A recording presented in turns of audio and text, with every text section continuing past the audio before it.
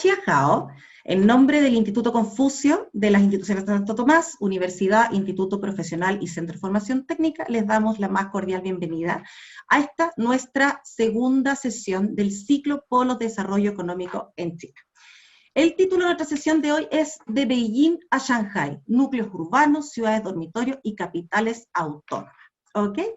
Bueno, igual que la vez pasada, nuestro expositor de hoy es Alain Piñeiro. Ustedes ya lo conocieron, pero para quienes no lo vieron, les vamos a contar que Alain es graduado de Lengua y Cultura China de la Universidad de Estudios Internacionales de Beijing, lugar que lo cogió en 2008, cuando decidió emprender su viaje de Cuba a China para estudiar el idioma y vivir nuevas experiencias.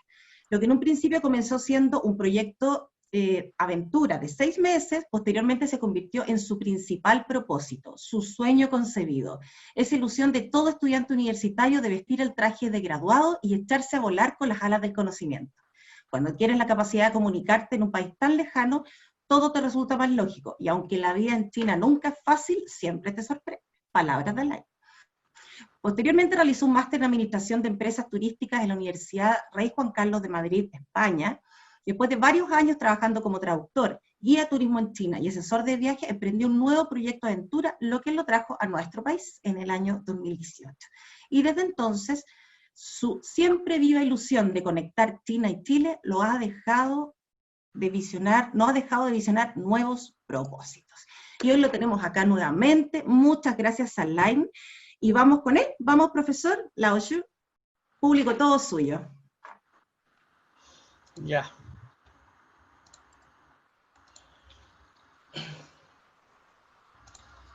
Listo, muchas gracias, Caro, por tan buena presentación. Qué honor, qué orgullo. Hola a todos, Tachiajao. Como ya les comentaba Carolina, mi nombre es Alain Piñeiro y hoy vamos a tener la segunda sesión de nuestro seminario de polos de desarrollo económico en China. La primera charla la tuvimos el día 8 de septiembre, donde hablamos sobre la integración económica en el norte de China con el proyecto Jing-Jing-Ji en Beijing. Y hoy nos vamos a enfocar un poco más en toda la zona de Shanghai, donde analizaremos la categoría de núcleos urbanos y capitales autónomas que posee Shanghai, visto desde la perspectiva administrativa y cómo afecta demográficamente a ciudades como Hangzhou y Suzhou, convertidas en localidades dormitorio, producto del crecimiento inmobiliario económico de China en los últimos 30 años. ¿Ya? Entonces, vamos a comenzar viendo qué son los núcleos urbanos y cómo se administran. En chino se dice Hexing. Hexing se refiere a núcleo urbano, núcleo, centro de algo, y Chen es la contracción de la palabra Chengshi, que significa ciudad. Para 2009, China ya tenía 221 ciudades con más de 1 millón de habitantes, y según cifras de la ONU en 2018, para el año 2050 la población residente en zonas urbanas a nivel mundial alcanzaría ya un 68%, siendo India, Nigeria y China los 3 países con mayor aumento en este aspecto, y se proyecta que entre los años 2018 y 2050 China ya habrá añadido otros 255 millones de residentes en estas áreas urbanas. En el año 1990, en el mundo habían solo 10 megaciudades de más de 10 millones de personas. Pero a fecha de 2018, la cifra ya llegaba a 33 grandes núcleos urbanos que concentran actualmente un 13% de la población mundial. Para 2030, la ONU estima que habrá un total de 43 ciudades, megaciudades, digamos, pero actualmente casi la mitad de los residentes en áreas urbanas del mundo aún viven en ciudades con menos de medio millón de habitantes. La transformación urbana de China se inicia a partir de los procesos de cambios demográficos, sociales, políticos, estructurales, residenciales y de conectividad, digamos, propuestos por el presidente Deng Xiaoping en el año 1979. Algunos de estos procesos de cambio contemplaban el desarrollo de la esfera del sector privado frente al estilo colectivo anterior en materia social, digamos, y a nivel de conectividad y organización territorial, mencionaba la aparición de la movilidad entre residencia y trabajo, dando respuesta a infraestructuras de transporte local y metropolitano. Desde el punto de vista político, mostraba la debilitación del Estado para regular y controlar procesos locales mezclados con intereses económicos y corrupción también. Y por último, a nivel demográfico, apuntaba a la migración a las ciudades de una población flotante muy numerosa y necesaria a su vez, pero sin derechos básicos reconocidos, pues carecían de vivienda, educación o sanidad debido a la política del Hukou que comentamos la semana pasada en nuestro webinar sobre el polo de desarrollo del Jing-Jing-Ji, porque la mayoría de esta población que en su momento se dedicaba al trabajo en el campo se trasladó a vivir a la ciudad, a las grandes ciudades como Beijing y Shanghai, buscando una mejor calidad de vida y por tanto, para evitar estas concentraciones o sobrepoblaciones, además de restringir el acceso a los migrantes a estas zonas urbanas de sus servicios públicos, se crearon estos núcleos urbanos para alimentar otras ciudades cercanas. En cuestión de planificación urbana, en un principio el Departamento de Planificación de la región de la desembocadura del río Yangtze, que es donde se encuentra la ciudad de Shanghai, se basó en un diseño enfocado a la descentralización con un plan maestro estratégico conocido como Una Urbe, 9 ciudades, que en chino sería Yi Chen Jiu Zhang. Yi es número 1, como muchos ya saben. Luego Chen es la contracción de la palabra Chengshi, que significa ciudad, como ya comentamos. Y por último, Jiu es número 9 y Chen se refiere a ciudad más pequeña o pueblo, digamos. Esta idea luego pasaría a reorientarse en una estructura urbana regional que se denomina Visión 1966, refiriéndose a una urbe central enfocada en la economía y los servicios, 9 ciudades con una población entre 300.000 y 1 millón de residentes, 60 poblaciones entre 50.000 y 150.000 habitantes, y por último 600 villas centrales con una población promedio de 2.000 residentes. Todo sobre una superficie de 6.340 kilómetros cuadrados aproximadamente. Estas 9 ciudades adoptaron además estilos occidentales para mayor atractivo inmobiliario, siendo Songjiang una nueva ciudad de estilo británico, o también Antien, que es una pequeña ciudad con expresiones alemanas, y por último, Luotian, Feijing y Baocheng se diseñaron con características europeas y norteamericanas. Estas 9 ciudades también tienen diferentes patrones económicos, como Songjiang y Antien, que concentran el sector del automóvil, o Zhujiajiao, que es una importante zona turística, o también tenemos Feijing, que se dedica al comercio, y Gaoqiao, que es una ciudad portuaria, por poner algunos ejemplos. Veamos entonces ejemplos de estas nuevas ciudades que conforman el núcleo urbano de la ciudad de Shanghai. Perdón. En el caso de la ciudad de Antien, la falta de transporte público e instalaciones incompletas la han dejado en una posición aislada y aquí podríamos tener un pequeño ejemplo de ciudad fantasma que comentamos en nuestro webinar anterior sobre el Jing-Jing-Ji.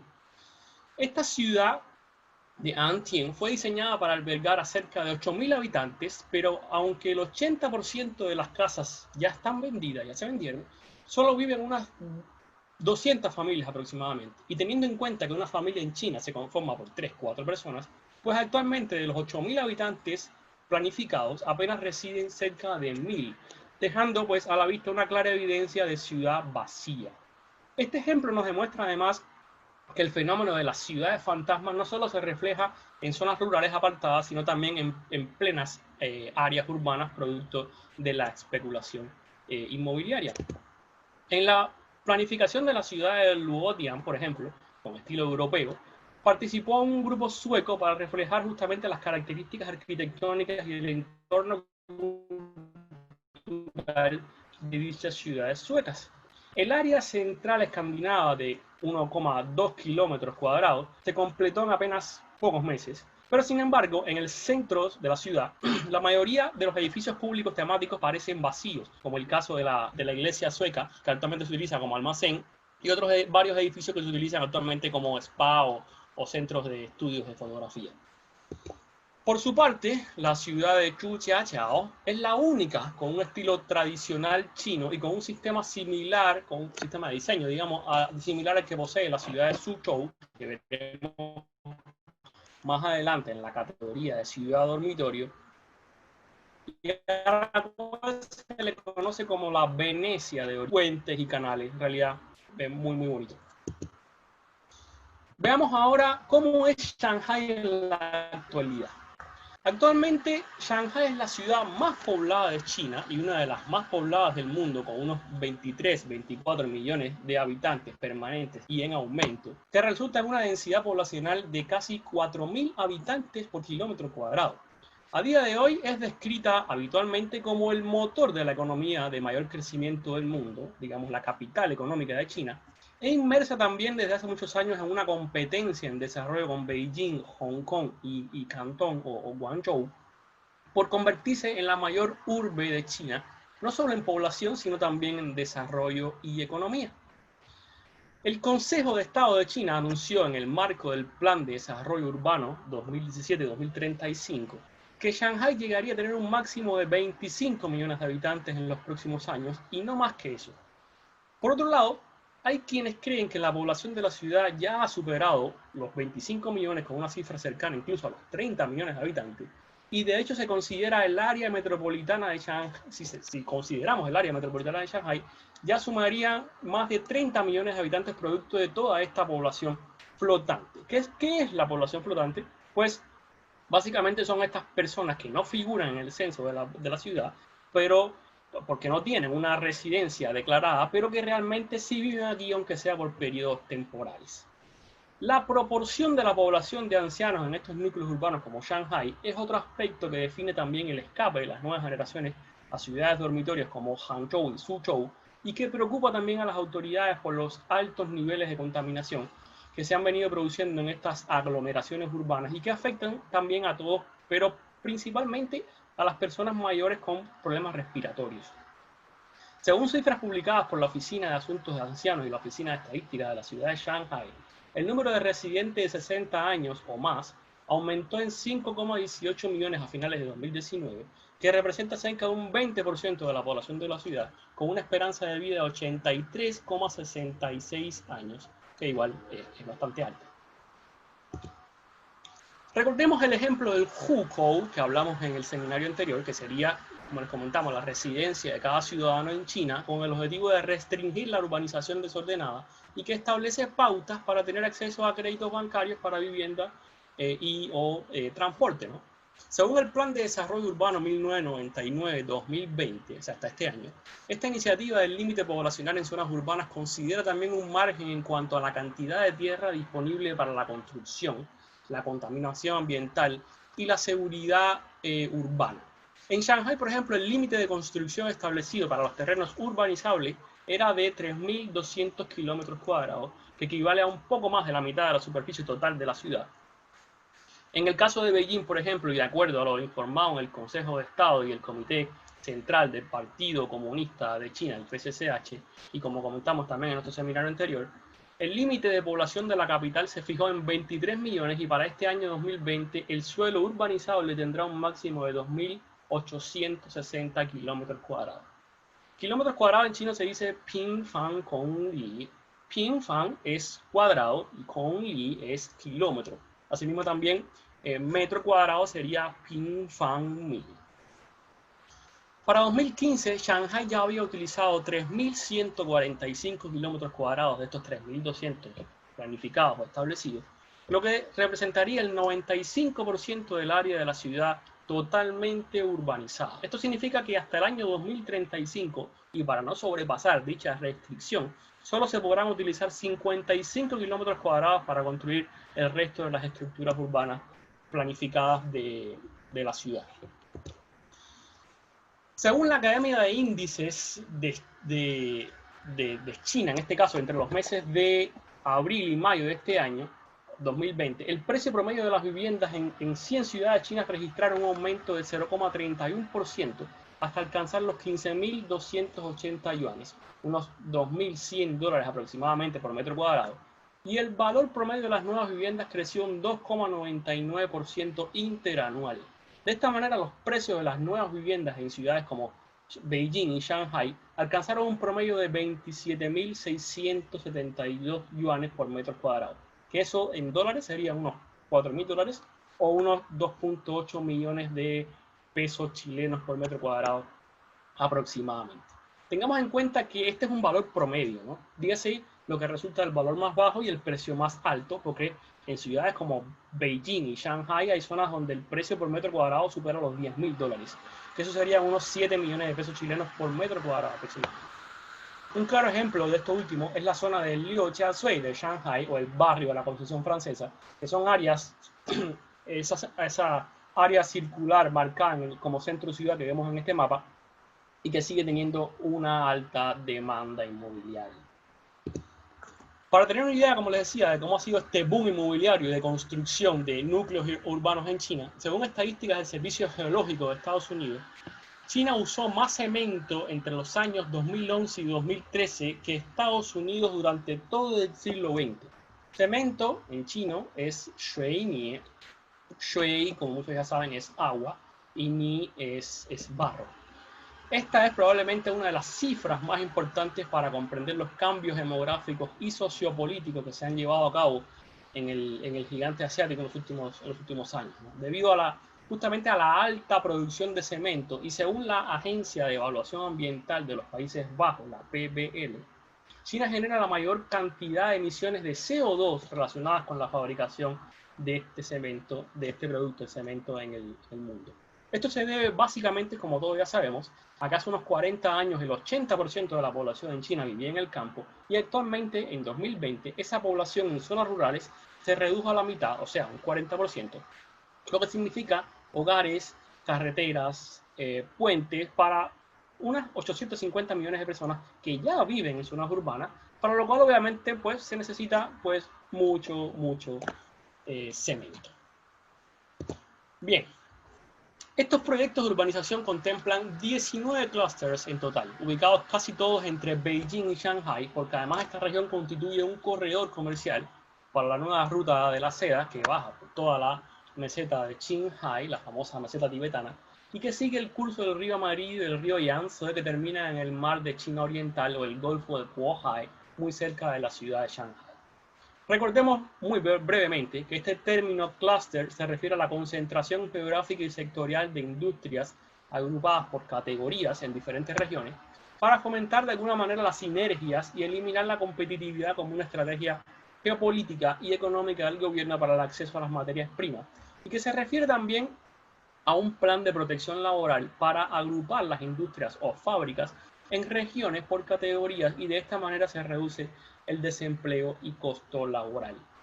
Estos 19 clústeres representarían 9/10 partes de la actividad económica, y en efecto China se consideraría un país de superregiones, como las ya encaminadas y conocidas áreas comerciales de la bahía de Bohai, que abarca las ciudades de Tianjin, Beijing y Qingdao, que es la integración económica que hablamos en nuestra sesión anterior, o también el área económica del delta del río Yangtze, que incluye ciudades como Nanjing, Suzhou, Hangzhou, Ningbo y Shanghai, obviamente.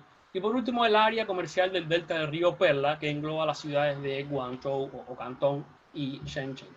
Y así es como nace esta idea de los núcleos urbanos, justamente para fomentar también el surgimiento de grandes concentraciones ancladas alrededor de gigantes ciudades como Beijing y Shanghai, para alimentar otras decenas de ciudades cercanas más pequeñas.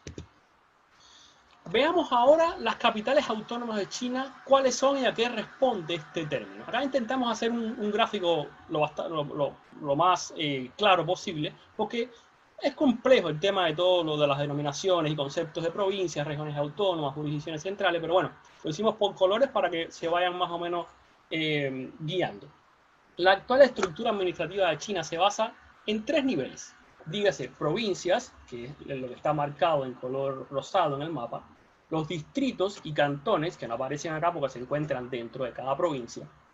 En el primer nivel se sitúan las provincias, que en rosado, las regiones autónomas, que serían las zonas en amarillo, y los municipios bajo jurisdicción central en color verde claro.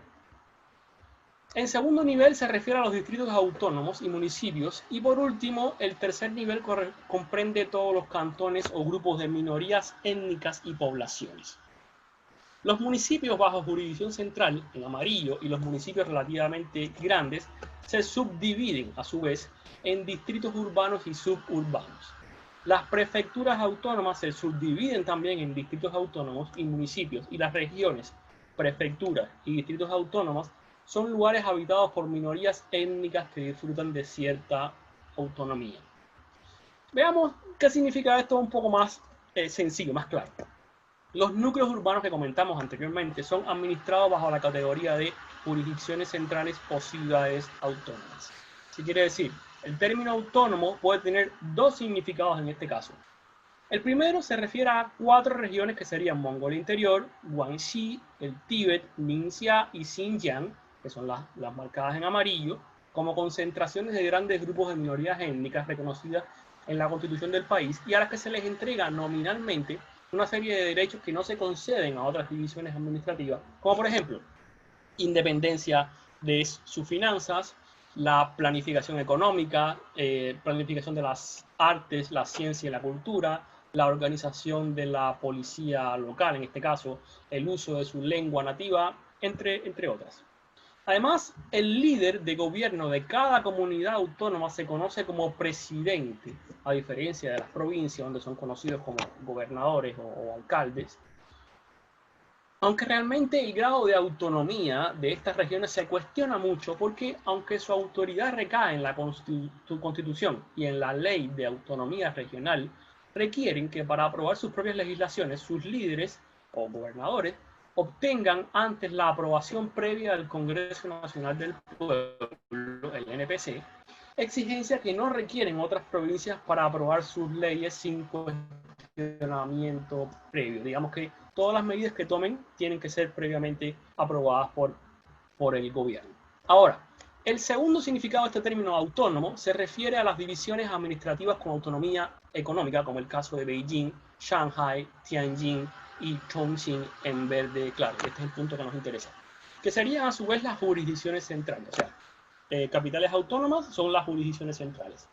En estas zonas, el gobernador o alcalde de la ciudad, por decirlo de alguna manera, tiene la autonomía legislativa y ejecutiva para administrar sus recursos y presupuestos sin requerir una previa autorización del Congreso Nacional. Veamos primero cómo se conforma la división administrativa de China. Las regiones, prefecturas y distritos autónomos son territorios de autonomía étnica, como ya comentamos, y además el Estado denomina regiones administrativas especiales en caso necesario, como el ejemplo de Hong Kong y Macao en verde oscuro, esas dos líneas que hay abajo en verde oscuro. Y en la actualidad China tiene 34 unidades administrativas a nivel provincial, incluyendo 4 municipios bajo jurisdicción central, que son las capitales autónomas, 23 provincias, 5 regiones autónomas y 2 regiones administrativas especiales, que son Hong Kong y Macao. Las regiones autónomas, por concentración de minorías étnicas, serían, como ya comentamos, Mongolia Interior, Guangxi, el Tíbet, Ningxia y Xinjiang, y las 2 regiones administrativas especiales, pues, Hong Kong y Macao. Ahora, los municipios autónomos como jurisdicción central, como Shanghái, son administrados desde el gobierno central, al igual que las provincias, y este es el concepto que en realidad queremos que quede claro. Las ciudades autónomas en economía, digamos como Beijing, Shanghai, Chongqing y Tianjin. Bien. Dicho esto, veamos cómo se maneja Shanghái como unidad administrativa controlada directamente por el gobierno central de Beijing. Desde la década de los años 60, el aparato administrativo de China ha estado en un proceso de reajuste para adecuar la organización gubernamental a la realidad política del país. A partir de finales del siglo XX, Shanghái se transformó en la ciudad más avanzada de China y se convirtió en el centro de la vida económica del país. Los organismos locales, como los de Shanghái, están sujetos a las leyes nacionales aprobadas por el Congreso Nacional del Pueblo y por el Consejo de Estado del Gobierno Central y sus ministerios. Por tanto, las leyes y reglamentos locales adoptados por municipios como Shanghái no deben contravenir las leyes nacionales y los reglamentos emitidos por el Consejo de Estado. Digamos que tanto la administración de Shanghái como el gobierno tienen que tomar medidas igualitarias. La Oficina de Planificación y Administración de Recursos Territoriales de Shanghái presentó en el año 2018 el Plan Maestro de Desarrollo pensado para 2035, aprobado por el Consejo de Estado, que se centra en integrar tantos espacios verdes como sea posible, con el objetivo de alcanzar los 13 metros cuadrados de áreas verdes por habitante, con una cobertura forestal del 23%. Así como fomentar también la innovación y aumentar la contribución al PIB de toda China en materia de investigación y desarrollo en un 5,5%. Para mejorar la calidad de vida se planifica que exista una estación de metro por cada distrito de 100.000 habitantes y para el 2035 el transporte público representará más del 50% de todos los medios de transporte, con un 85% de transporte verde o transporte ecológico, digamos. Shanghái es también actualmente uno de los principales centros de generación de energía eléctrica de China. El aumento de la demanda de energía para la industria y el uso doméstico a principios de la década de 1980 llevó a las autoridades nacionales a la decisión de construir una de las 2 primeras plantas de energía nuclear en toda China, en Qingshan, una provincia cercana a Zhejiang. Y en otras áreas cercas, la electricidad es producida principalmente por centrales térmicas de carbón, y en el área de Shanghái está conectada a través de una importante red de transmisión con Hangzhou y Nanjing, la ciudad de Nanjing, al noroeste.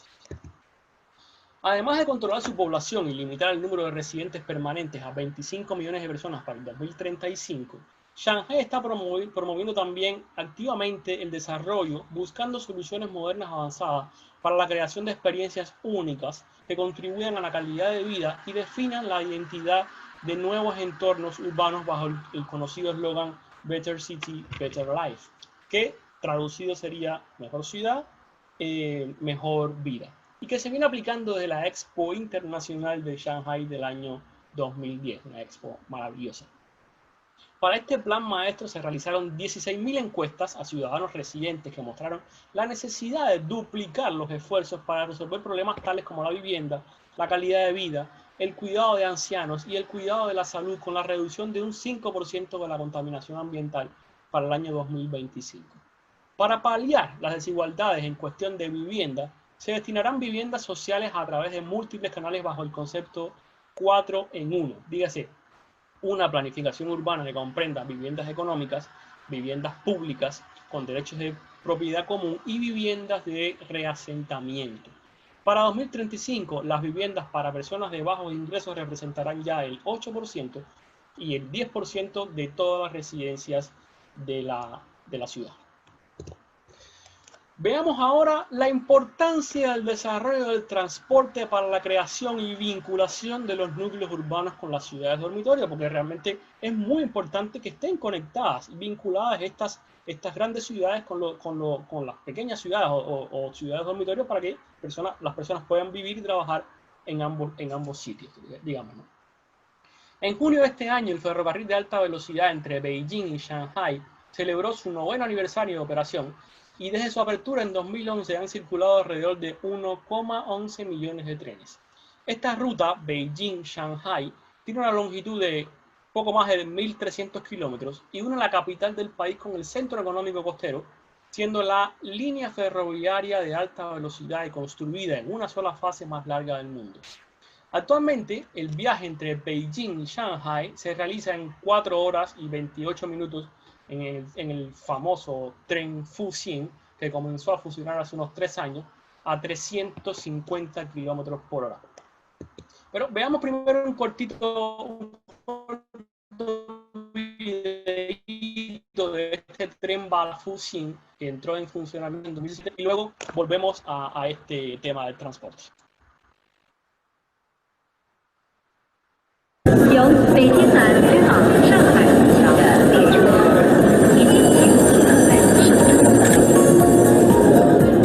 China's first standardized MU train officially goes into operation. The shape of the train reduces friction, fuel consumption and noise. Running at a top speed of 350 kilometers an hour, it takes just 4.5 hours to travel from Beijing to Shanghai.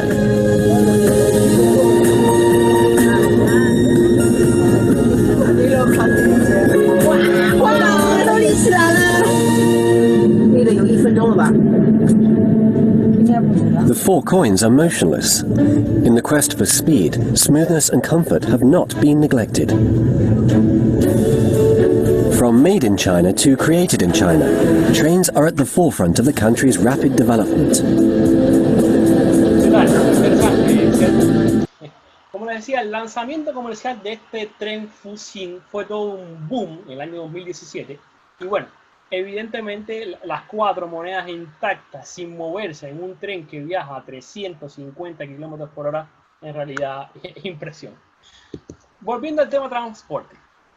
En mayo de 2019, y después de 3 años de investigación, la compañía estatal China Railway Rolling Stock Corporation, la CRRC por sus siglas en inglés, considerada actualmente el mayor proveedor de equipos de transporte ferroviario del mundo, anunció el primer prototipo de tren maglev, o sea, por levitación magnética o sin ruedas, capaz de alcanzar, escuchen, los 600 km por hora, que unirá la ruta Beijing-Shanghai para el próximo año 2021, cuando se lance su primera línea comercial. Recordemos que la primera línea de tren por levitación magnética del mundo capaz de alcanzar velocidades de 430 km fue lanzada en Shanghai en el año 2002 para conectar el aeropuerto con el centro ciudad. Se espera que con este nuevo prototipo de tren maglev el tiempo de viaje se reduzca a poco más de 3 horas. Imagínense, comparándolo, acá en Chile, sería como ir desde Santiago hasta Antofagasta en 3 horas y media. Veamos nuevamente un corto video sobre este nuevo tren maglev.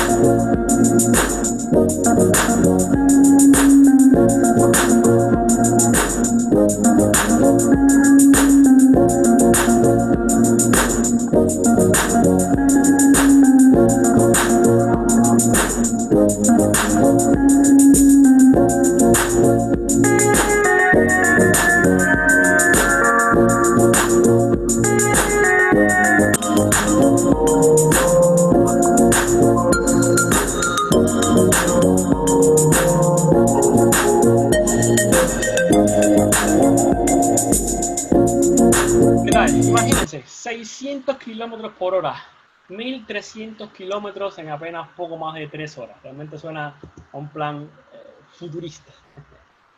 Desde Shanghai también hay trenes balas cada 2-3 horas a las ciudades de Hangzhou y Suzhou. Vamos a entrar ya en temas de ciudades dormitorio con Suzhou y Hangzhou. Hacia Hangzhou hay unos 7 trenes de alta velocidad al día y el viaje demora 1 hora aproximadamente. A Suzhou hay un tren bala cada 5 o 10 minutos.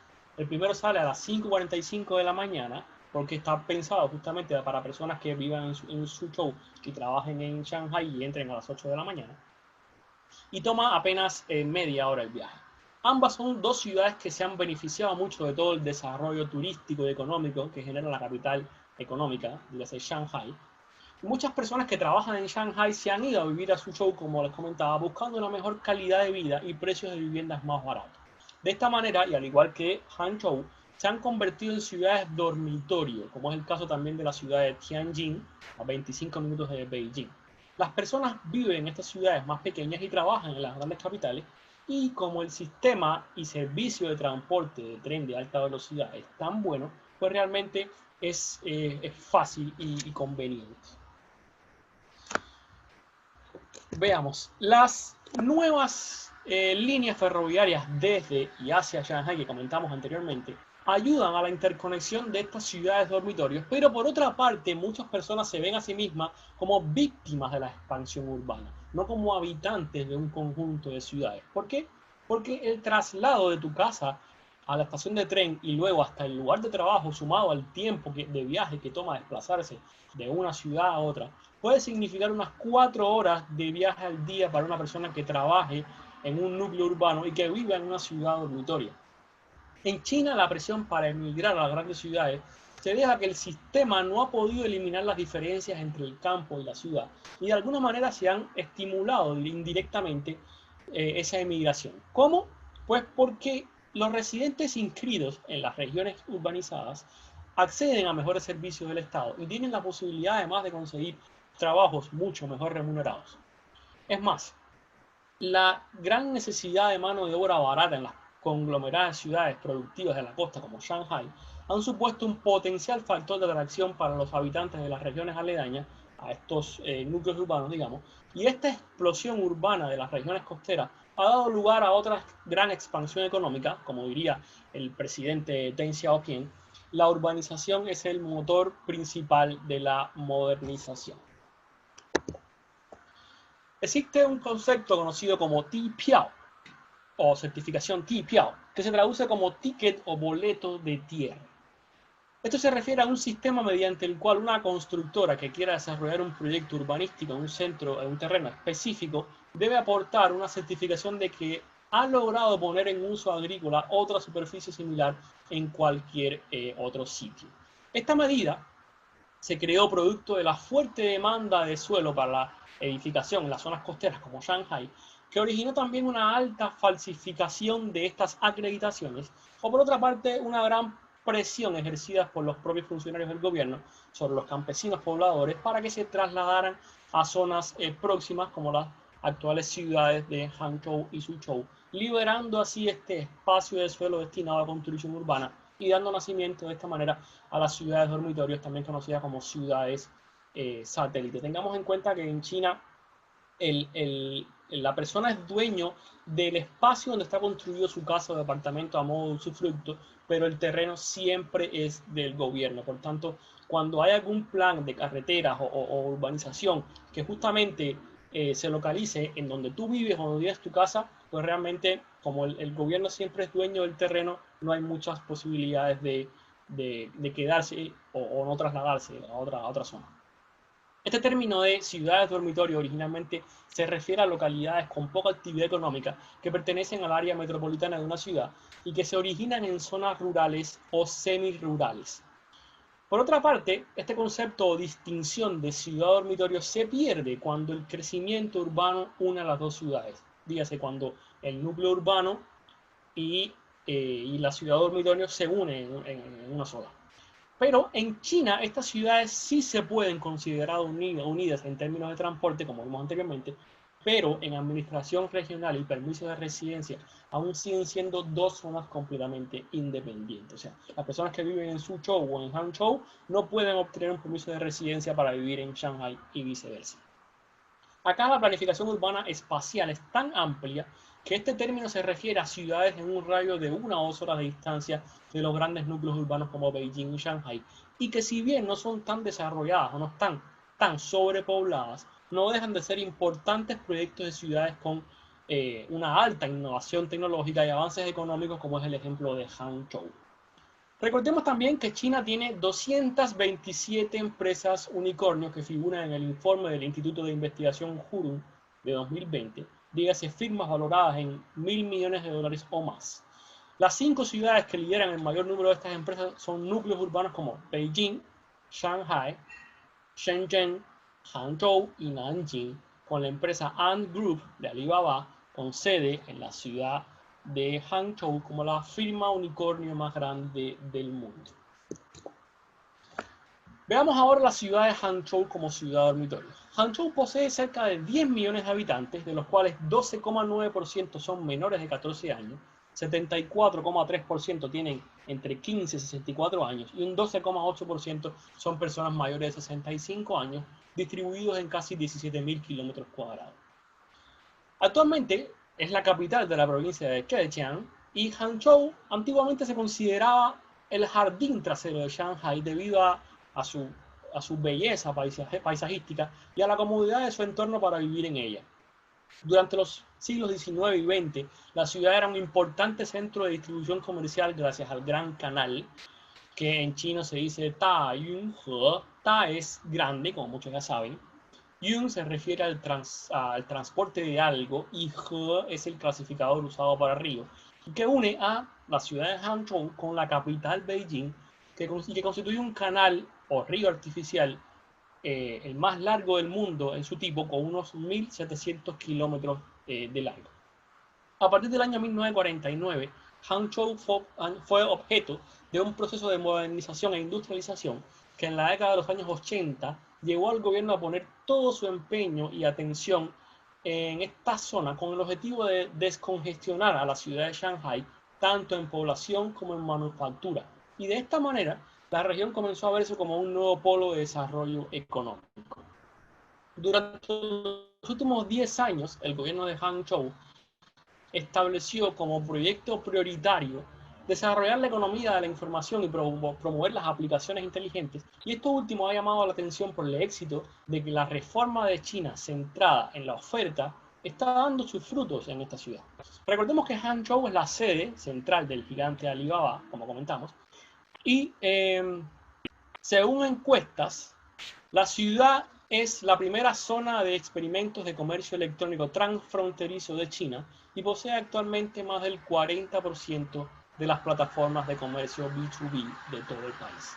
En el año 2016 se celebró acá la cumbre del G20 y fue nominada como Ciudad Histórica y Cultural cuando se convirtió en un nuevo miembro del Club de las Ciudades con un PIB de más de 1 billón de yuanes, y porque además de ocupar el primer puesto en la lista de las 20 ciudades chinas con mayor afluencia de talento, su índice de felicidad por habitante fue el más elevado de todas las ciudades del país. En agosto de ese mismo año, esta zona fue noticia en varios diarios internacionales porque el gobierno local anunció un nuevo reglamento que desde el mes de septiembre impediría comprar más de una vivienda en esta ciudad. Recordemos que en las grandes urbanizaciones una persona no puede ser propietario de más de una vivienda. ¿Qué pasó? Esto hizo estallar un aumento en la demanda inmobiliaria de un 22% de un mes a otro, producto del despliegue de todos los inversionistas para comprar una segunda propiedad antes de que entrara en vigor esta nueva ley, que resultó en la venta de 5.000 departamentos en un solo día, valorados a un total de $1.000 millones en venta, repito, en un solo día. La proporción de la población y el uso de la tierra se ha modificado considerablemente en la ciudad de Hangzhou desde el año 1990, producto del escape de residentes desde el gran núcleo urbano Shanghái. Como vemos en esta gráfica, de 1990 a 1997 hubo dos cambios obvios. Uno fue la reducción del área forestal y el otro la disminución de zonas rurales. Hasta el año 2004 no hubo grandes cambios, excepto la leve expansión de área construida y disminución del área rural. En 2010 la zona urbanizada creció rápidamente y el centro ciudad se ubicó principalmente alrededor del lago del oeste, un inmenso lago que hay en el centro de la ciudad de Hangzhou. Si nos fijamos en la gráfica, entre el año 2004 y 2017 nos daremos cuenta que el área construida comenzó a extenderse y a concentrarse alrededor de este lago del oeste que les comentaba. En extensión de superficie, el área urbana creció en 851 kilómetros cuadrados. Y a día de hoy, Hangzhou se ha convertido en un modelo del nuevo tipo de desarrollo económico y social gracias al constante crecimiento de su innovación, dándose a conocer, no solamente en China, sino también en el mundo entero, como la ciudad verde de China. Por su parte, Suzhou, vamos a ver ahora Suzhou como ciudad dormitorio, al igual que Hangzhou, experimentó un crecimiento económico que se intensificó a medida que avanzaba la apertura en la región, marcada por el establecimiento de la nueva área financiera de Shanghái en el año 1992. Durante los próximos años adquirió una importante ubicación estratégica para la descentralización de la abarrotada capital económica Shanghái, al estar situada dentro de las principales rutas comerciales, y a día de hoy posee una tasa de urbanización cercana al 80%, con una población de 11 millones de habitantes repartidos en una superficie de 8.700 kilómetros cuadrados. Con un PIB de 300.000 millones de dólares, escuchen, el PIB equivalente a todo Chile, solamente en la ciudad de Hangzhou, el gobierno ha llevado a cabo varias políticas sociales y urbanas sobre la base de 8 factores, que serían la calidad y eficiencia de la economía, la innovación científica y tecnológica, la reforma y apertura, la integración regional, la revitalización rural, la prevención y gestión de la contaminación, seguridad y estabilidad, y por último el progreso y bienestar de la población. Durante el transcurso de la historia de China, la ciudad ha sido una metrópolis industrial y comercial de gran importancia en la zona sudeste de la costa, y actualmente se ha convertido también en un gran centro manufacturero en la industria del acero, la electrónica, la informática y productos textiles. La ciudad es muy conocida también a nivel internacional como la Venecia de Oriente, como les comentábamos anteriormente, al igual que estos pueblitos de agua alrededor de Shanghai, por estar rodeada de canales, puentes de piedra, pagodas y hermosos jardines, haciendo honor al proverbio chino que dice: en el cielo está el paraíso y en la tierra están Suzhou y Hangzhou, que en chino sería Shang you Tiantang, Xia you Shuhang. Shang es arriba, haciendo referencia al cielo. Tiantang sería la palabra en chino utilizada para referirse al paraíso, al cielo. Y el término Shuhang se refiere a la contracción de las palabras Suzhou y Hangzhou. En el año 2014, Suzhou fue también reconocida con el Premio Nobel de Urbanismo por ser pionera en el manejo de aguas subterráneas y recuperación de agua empleando tecnologías avanzadas.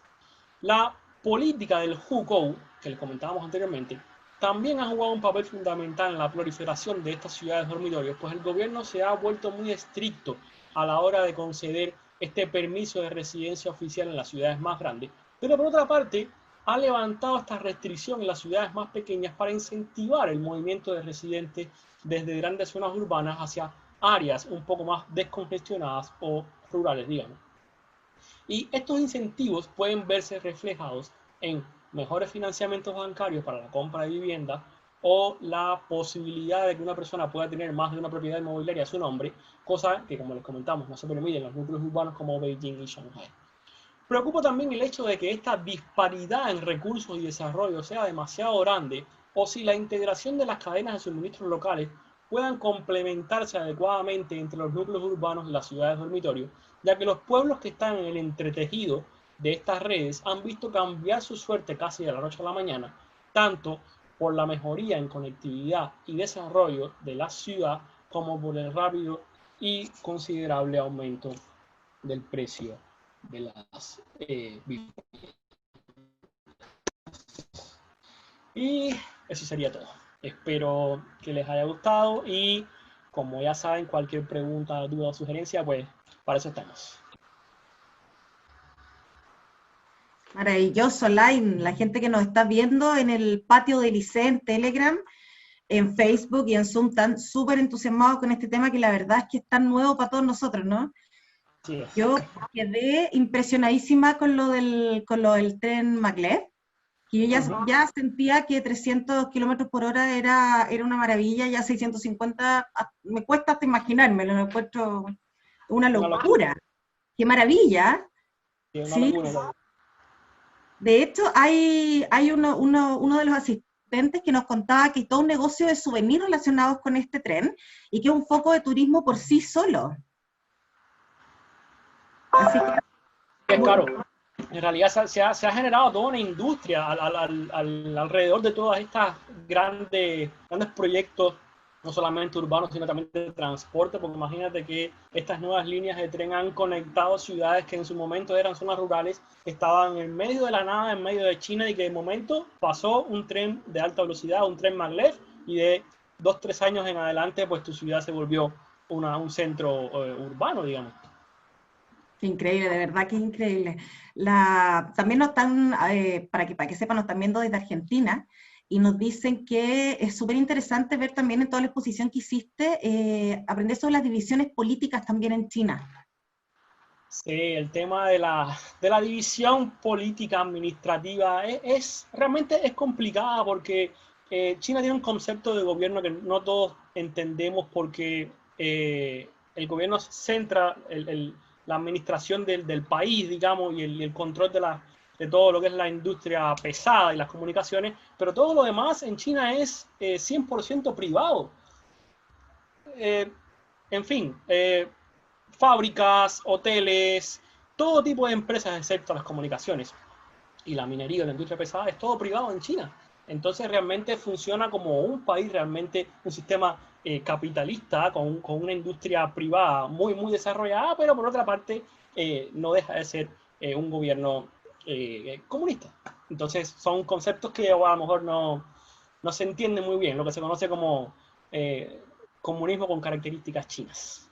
Está interesante todo este tema, todo lo que rodea a China con su estructura. De hecho, lo que tú estabas diciendo, todo lo que tú nos diste a conocer hoy día, yo creo que le abre mucho también el espectro a toda la gente que quiere viajar a China, de conocer tantas cosas distintas, más allá de lo que siempre uno tiende a conocer, digamos, lo más turístico. Mostraste lugares maravillosos, y de verdad que yo creo que no todo el mundo los conoce, entonces de verdad creo que ha sido un gran aporte para la gente que nos está viendo y que está interesado en viajar.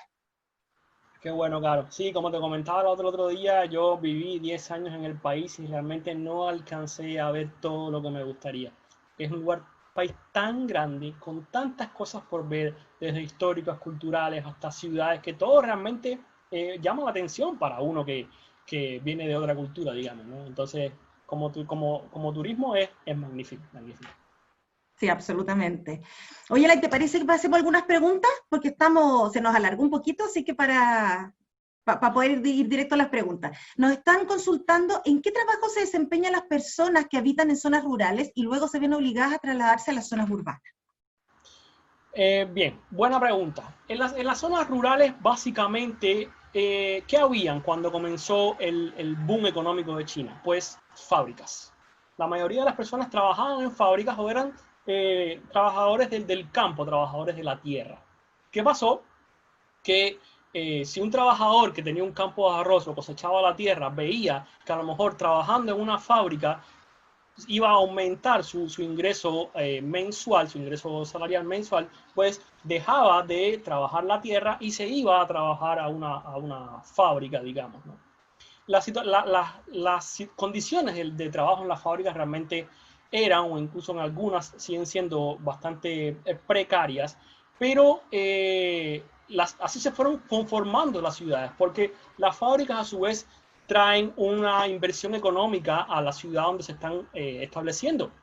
Tú vives en una ciudad rural donde prácticamente es un pueblo, donde no hay industria, el día de mañana se instala una fábrica, crea puestos de trabajo, esas personas acceden a mejores condiciones salariales y eso además crea toda una cadena de inversión en inmobiliaria porque las personas van a tener un poco más de ingreso para poder comprar su departamento. Entonces, así se van creando estos centros urbanos que parten originalmente por zonas rurales, campos de siembra de cereales, arroz, choclo, en fin. ¿Y qué pasa? Cuando tú ya vives en una zona, pasas de vivir en una zona rural a una zona urbana o tu ciudad sufrió una transformación de rural a urbana, tú a lo mejor de trabajar en una fábrica, recordemos, el primer paso fue trabajar en el campo, segundo paso trabajaste en una fábrica y ahora el tercer paso puede ser trabajar en un banco, en un centro urbano, porque ya no solamente se limita a cosechar la tierra y fábricas, ahora ya hay bancos, ya hay inmobiliarias, ya hay empresas de todo tipo, entonces claro, eso va generando todo un sistema de desarrollo de no solamente de las ciudades, sino también de las personas que viven en ellas. Es una cadena, ¿no? Es una cadena, exactamente. Así se ha ido formando. También nos preguntas con respecto a lo que tú hablabas del crecimiento de las ciudades.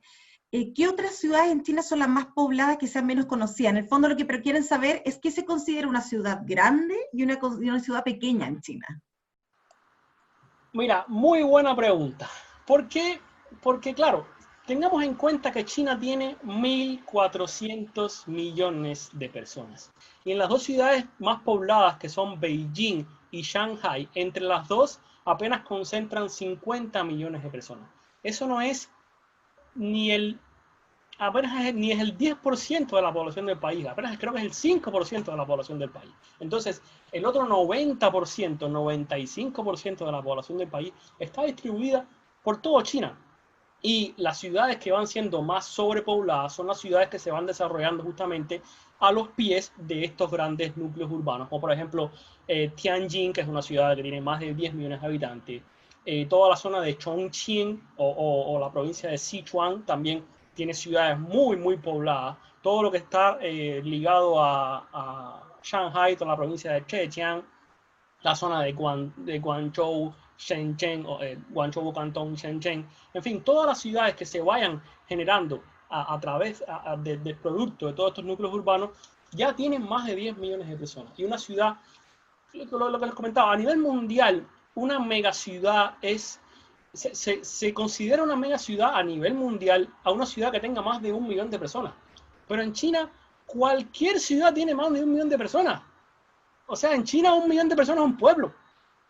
Entonces, claro, no puedes aplicar el concepto de núcleo urbano a China, porque si no, habrían cientos de ciudades pequeñas que serían consideradas núcleos urbanos. Entonces, ¿qué se hace? Se transforma un poco ese concepto y se dice, bueno, en China vamos a considerar grandes concentraciones urbanas o núcleos urbanos a ciudades que tengan más de 10 millones de personas, como el caso de Beijing, Shanghai, Cantón, Tianjin, y todas estas ciudades, Hangzhou, Suzhou, todo lo que tenga más de 10 millones de personas ya se considera un núcleo urbano en China. Pero que a nivel internacional, a nivel mundial, 10 millones de personas, imagínate. No, sí, hablando de otra cosa. Alain, también nos están preguntando sobre el precio de la vivienda. ¿Cómo lo hacen los chinos para poder comprar una vivienda si es tan caro por allá? Claro, esa pregunta en realidad lleva 2 respuestas. La primera respuesta vincula todo lo que es el ingreso per cápita versus gasto. Y la segunda respuesta vincula todo lo que es la planificación familiar. ¿Por qué? El ingreso per cápita en China promedios es de unos $1.000, pero tengamos en cuenta que el 10% de la población del país controla alrededor del 90% de la economía. Entonces, claro, cuando tú haces un promedio de ingreso per cápita, tomas las grandes fortunas y las personas que tienen menores ingresos y lo promedias y te da un salario de $1.000 por persona. Pero no es que la realidad no es que haya un promedio a modo de cómo se percibe. No es que las personas ganen, la mayoría gane $1.000 por persona. De hecho, en ciudades como Beijing y Shanghai, el salario mínimo oficial es de en dólares son como $300, $400, que casi nadie gana el mínimo, pero oficialmente el salario sigue siendo de $300, $400 salario mínimo. Entonces, claro, ¿cómo se puede explicar justamente lo que tú me comentabas? ¿Cómo una persona que gane $500 al mes se va a poder comprar un departamento que el metro cuadrado le puede salir en $5.000, $7.000? O puede que a lo mejor te vas a una ciudad rural y no te sale $7.000, pero te sale $3.000, no menos que eso. Entonces, ¿cómo puedes hacerlo? Y ahí es donde entra a la respuesta de la planificación familiar. Tengamos en cuenta que con la política del hukou, las familias en China se conforman de 3 personas. Tu mamá, tu madre, tu padre y tú. No hay hermanos, no hay primos, no hay sobrinos.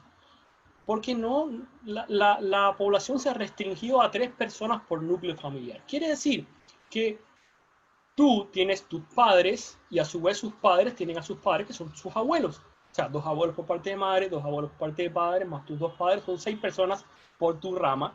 Y tu pareja, por otra parte, tiene sus 6 personas por su rama. O sea, son 12 personas que se juntan, se unen y de cierta manera, por decirlo de alguna forma, le regalan a esa pareja de recién casados el departamento para que se vaya a vivir solo, o al menos le pagan la mayor parte del pie, porque según la cultura china y la filosofía confuciana, cuando un matrimonio se casa, debe ir a vivir en un apartamento propio y tener su vida propia. Y además, el tema de que tú puedas comprarte tu propio departamento entra a jugar también con lo que se conoce como la dote moderna.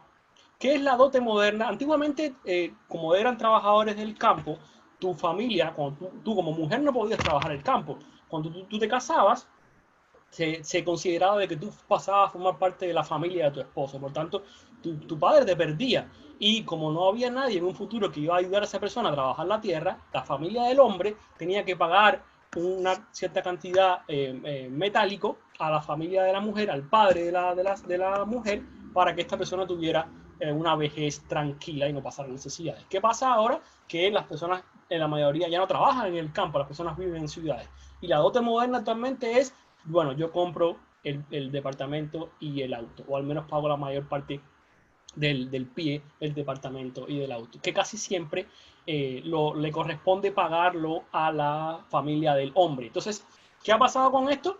Que antiguamente todo el mundo quería tener hijos hombres porque el hombre era quien trabajaba el campo, pero actualmente la pirámide se ha invertido, que era el tema de la pirámide poblacional que hablamos en el seminario pasado. Actualmente todo el mundo quiere tener mujer o niña. ¿Por qué? Porque en 20 o 30 años más sabes que tú no vas a tener que ahorrar como familia para comprar un departamento o un auto para que tu hija pueda casarse. Simplemente se busca una pareja y ya está. Dicho de esta manera o explicado de esta manera suena un poco, no sé, muy básico, muy banal, pero en realidad es así. Increíble. Bueno, aquí pasaba antiguamente que era la familia, pero era al revés, si no me equivoco, era la familia de la novia la que pagaba el matrimonio. Las distintas culturas funcionan de manera diferente. Vamos con la próxima pregunta, ¿te parece? Porque estamos bien pasados en la hora, entonces en honor al tiempo vamos a hacer las últimas dos, ¿ok? Me parece.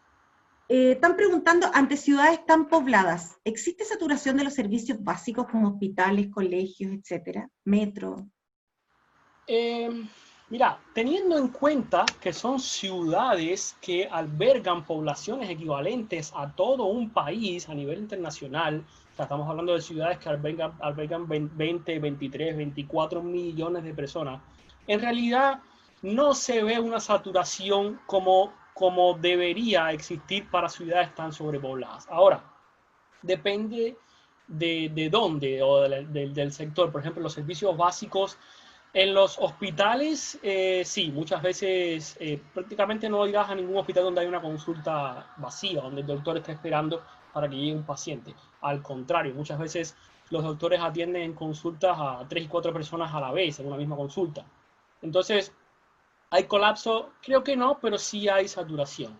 En el tema de los colegios, en realidad no, porque los colegios, al igual que los hospitales, ojo, que es un tema importante, los colegios, al igual que los hospitales, tienen un sistema donde tú solamente puedes asistir al colegio que te corresponde en la urbanización donde tú vives. Por poner un ejemplo, si tú vives en Las Condes, solamente puedes ir al colegio de Las Condes. O si vives en la Florida, solo puedes ir al colegio de la Florida. Entonces, eso hace de que haya una planificación y de que no haya saturación de colegios. Porque además, los colegios hay colegios privados y colegios públicos. Los colegios en zonas con un poco mayor de poder adquisitivo son colegios privados, con precios caros, porque se entiende que las personas que viven en esas zonas pueden pagarlo. Y los colegios en otras zonas de un poco menor ingreso son colegios públicos o subvencionados por el gobierno. Entonces, para evitar justamente que una persona viva en una zona con alto poder adquisitivo y disfrute de ciertos privilegios educacionales en colegios públicos o viceversa, pues se establece este sistema de que solamente puedes ir al colegio en la zona en la que tú vives. Pasa también con las universidades. Si tú puedes acceder a un mejor sistema de becas si tú accedes a la universidad de tu zona, de tu región o de tu ciudad. Si quieres acceder a una universidad fuera donde tú tienes tu lugar de residencia, tienes que pasar por un proceso de esperar a que bajen las becas o que sobre alguna beca, o simplemente, aunque sean universidades públicas, como la Renmin o la Universidad del Pueblo o la Tsinghua University, que aunque son universidades públicas, si tú no eres de esa ciudad y aún así quieres estudiar la carrera de medicina, pues lo tienes que pagar. Bueno, y para no irnos un poco del tema, con relación al último servicio básico, que sería el metro, sí, el metro sí realmente sí colapsa. Depende de la zona, depende de las líneas, depende de las estaciones. Mientras más alejado del centro ciudad, menos colapso, pero una vez que te vas acercando al núcleo centro urbano, toda la zona financiera, realmente sí colapsa. El metro sí puede colapsar. Aún así, ten en cuenta que en las horas puntas, en ciudades como Beijing o Shanghai, hay un metro cada 1 minuto. 1 metro por minuto, contado, como el reloj. Y aún así hay saturación. Claro. Ahora, de la otra manera, tratan de mantener un equilibrio innato. El tema de los colegios, de los estudios que tú decías. Sí, claro, cuando tienes que administrar ciudades tan grandes, tan sobrepobladas, tienes que aplicar muchas veces reglas que a lo mejor no son del todo justas, pero si no es así, colapsa. Claro, se entiende. Bueno, vamos ante la última pregunta. Con todas estas cosas nuevas que se están haciendo en Shanghái, ¿quién pone el dinero? ¿Qué opinan las industrias privadas al respecto? ¿Quién pone el dinero? Recordemos que, como les comentaba, el gobierno en China controla las comunicaciones y la industria pesada. Y aún así, incluso muchas veces se concesionan servicios de las industrias pesadas, las industrias del gobierno, se concesionan a empresas privadas. Entonces, excepto comunicación, administración del país y industria pesada, todo lo demás es privado. Entonces, una compañía constructora que quiera construir una carretera, que quiera construir una urbanización, simplemente tiene que postular al sistema de concesiones de proyectos que tiene cada municipalidad o región o ciudad y a través de certificaciones y demás, y si lo obtiene, pues lo construye, tú construyes una carretera, lo financias, obtienes ganancias de los peajes de esa carretera durante X cantidad de años. ¿Cómo funciona? Cualquier sector privado en cualquier país del mundo y ya está. Las industrias, el sector privado realmente es uno de los más beneficiados de todo este boom económico que ha tenido China, porque tanto las fábricas, imagínate, todas las fábricas son privadas y todas las fábricas son las que han generado, como te decía, todo el crecimiento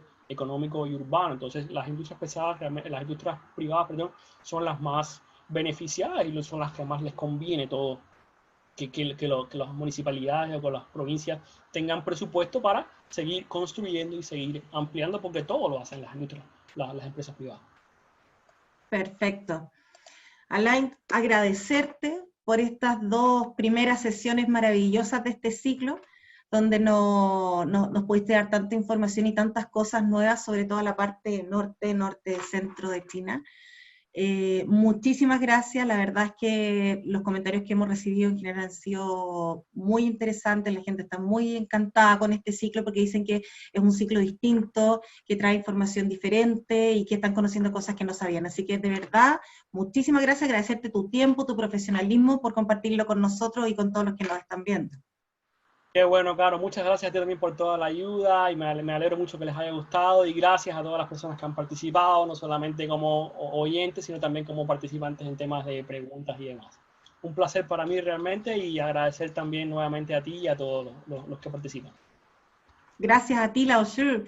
Y a todos quienes nos están viendo, recordarles que este jueves tenemos la tercera sesión de este ciclo, que se va a tratar de Sichuan, la zona de Sichuan, que es una de las provincias más interesantes porque dicen que en su territorio administrativo conviven varias etnias y que esto representa las distintas culturas de la República Popular China. Además tiene un desarrollo sostenido que ha permitido desarrollar megaciudades, tiene un gran potencial turístico y diversidad culinaria, así es que nos espera también un tema súper interesante este jueves a las 5:30 con el expositor Philipp Werner. Así es que agradecemos a Lai nuevamente estas dos primeras sesiones. Gracias a ustedes. Gracias a todos, gracias por participar y nos vemos el jueves. Zaijian. Bien.